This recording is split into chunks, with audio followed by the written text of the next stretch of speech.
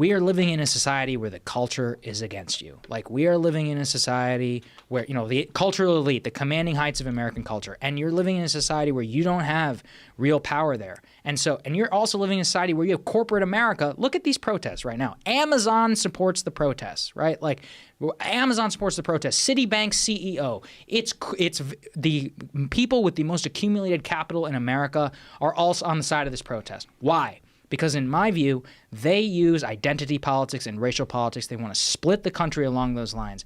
Every single day that we're talking about identity politics and having debates about race, if you look at what is the predominant control in your life in America, it is about capital. It's not about race. It's about class.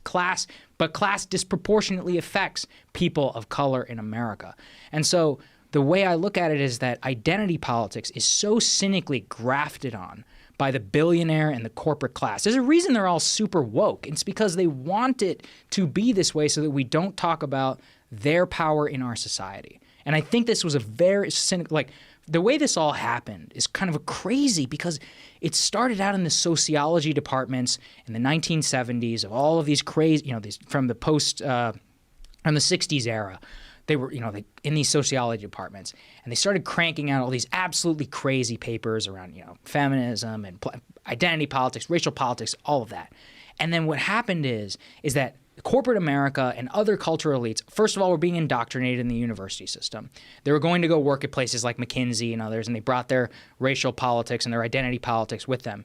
But that there had to be a recognition from the top, from people like Goldman Sachs. If the pressure on them is to stop the way that they trade derivatives or to put a black person on their board while they continue to, do the derivatives trading, they're going to choose that every single time. Right. So they want to direct the conversation in that direction. It absolves them for the sins both, towards the economically disenfranchised in America, but it's also a very cynical tool, which is that why is it that you see all these corporations, tweeting out Black Lives Matter, Instagram blackout, all that stuff?